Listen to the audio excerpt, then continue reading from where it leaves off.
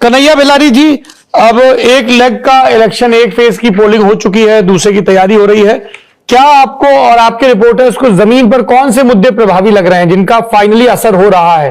जमीन पर देखिए 121 जो क्षेत्रों में चुनाव हुआ उसमें जमीन पर बीजेपी के पक्ष में उतना बढ़िया वोटिंग नहीं। चिराग पासवान के इस 121 में 13 क्षेत्रों में उनके पक्ष में बढ़िया वोटिंग नहीं। और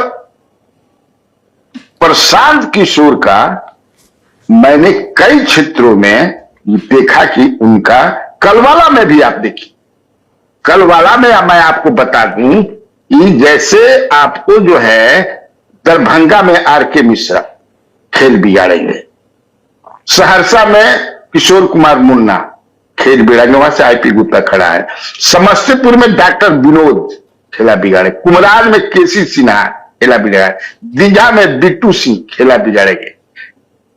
ये जनसुराज की मैं बात कर रहा हूं। इसमें मुजफ्फरपुर पूर्णिया भी जोड़ लीजिए। हाँ, वो भी आप जोड़ सकते हो, वहां मैं नहीं, वहां भी बिगाड़ेंगे।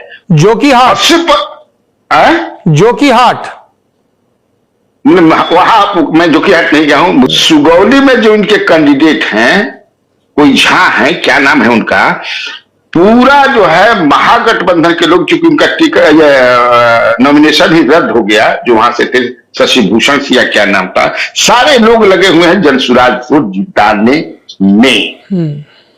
हाँ, तो ये जो कि मैं इसलिए कह रहा हूं क्योंकि मैं वहां खुद गया था, तो तस्लीमुद्दीन के जो बड़े बेटे हैं सरफराज, जो कई बार विधायक रहे, तो इस बार सरफराज जनसुराज से हैं और शाहनवाज जो उनके दूसरे भाई हैं वो आरजेडी के टिकट पर मैदान में है। तो वहां पे सरफराज का पलड़ा थोड़ा सा भारी दिखा, हालांकि यहाँ एआईएमआईएम की सीट थी पिछली बार और शाहनवाज पिछली बार एआईएमआईएम की सीट पे जीते थे। तो ये इकलौती सीट है जहां पे वो एक मजबूत फाइट में हमें नजर आए, और इसमें आपने सुगौली जोड़ा है।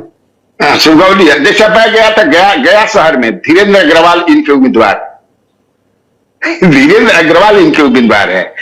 टिकारी में भी इनके एक उम्मीदवार है, मैं नाम उनका, हम लोग भी सीट वाइज करेंगे बात, लेकिन यह देखा गया है कि जो भी शहरी इलाके हैं जो भाजपा का मजबूत गढ़ माने जाते हैं, गया, मुजफ्फरपुर, दरभंगा, पूर्णिया, ये सदर की सीटें हैं जो बीजेपी अमूमन जीत लेती है, वहां पे इन सारी सीटों पर भारतीय जनता पार्टी जनसुराज की वजह से मुश्किल में पड़ी हुई, क्योंकि जनसुराज के कैंडिडेट्स की अपनी लोकप्रियता है और यह माना जा रहा है कि उनको जो टिकट मिलेगा उसमें एक बड़ा चंक जो है वो भारतीय जनता पार्टी के परंपरागत वोटर्स का, एनडीए के परंपरागत वोटर्स का होगा। हम राजदीप सरदेसाई जी का रुख कर रहे हैं। राजदीप जी, आप 4-5 दिन ही रहे और पटना के आसपास के ही इलाकों में घूमे हैं आप, जैसे आप बक्सर की तरफ गए, शाहाबाद वाला एरिया जो है, आप इधर नालंदा की तरफ भी गए, पटना भी रहे।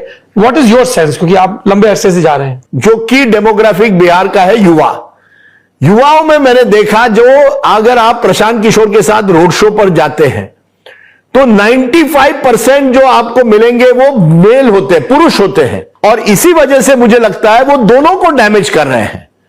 वो भाजपा को कुछ इलाकों में डैमेज कर रहे हैं, लेकिन तेजस्वी को एक युवा वोट जो मुझे लगता है 2020 में कुछ हद तक मिला था, 10 लाख नौकरियों का जो वादा किया था, वो इस समय उससे जो इलेक्ट्रिसिटी, जो एक बस था तेजस्वी को लेकर, वो इस बार नजर उस लेवल पर नहीं आया और प्रशांत किशोर उस वोट को खींचने की कोशिश अपनी तरफ से कर रहे हैं। स्कूल का बस्ता छाप पर बटन दबाएं, जनसुराज को विजयी बनाएं।